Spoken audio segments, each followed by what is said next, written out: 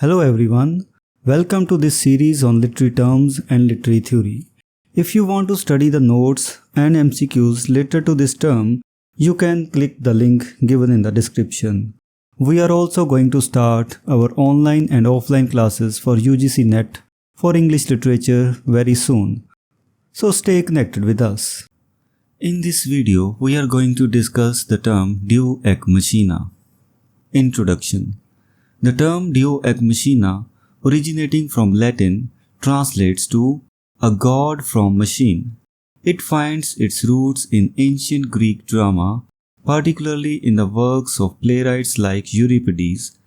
This technique was used to resolve complex plot dilemmas by introducing a divine character lowered onto the stage using a mechanical apparatus. Over time, the phrase has evolved to describe any contrived or improbable device used by authors to resolve intricate plotliness.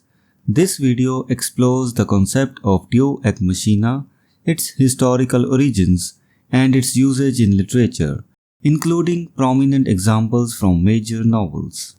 Theatrical device. In ancient Greek theatre, the Deus ex machina was a theatrical device employed primarily by playwrights like Euripides. These playwrights would introduce a god or divine being at the end of a play, lowered on the stage using a crane-like machine to resolve the conflicts and predicaments faced by human characters. This intervention by the god provided an external solution to the plot, often to the surprise of the audience. Literary device. The concept of Deus ex machina has transcended its original theatrical usage and become a widely recognized literary device. Authors often employ this technique when they encounter complex or seemingly unsolvable plot developments. By introducing a sudden and improbable twist, they aim to provide a convenient resolution to the story. Examples of Deus ex machina in literature. A. Charles Dickens's Oliver Twist.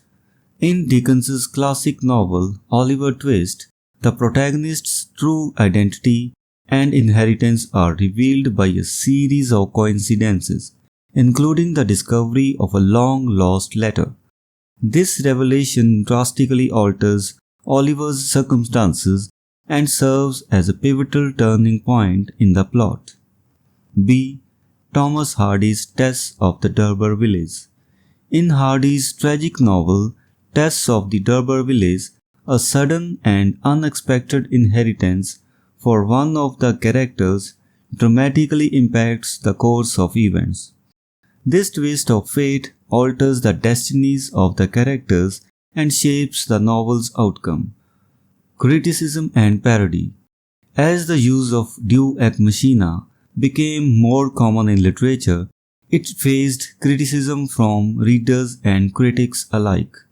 The contrived nature of such plot resolutions often disrupted the sense of realism and coherence in the story. One example of parody is found in Bertolt Brecht's Threepenny Opera, where he satirizes the excessive use and abuse of this literary device in a humorous and madcap manner.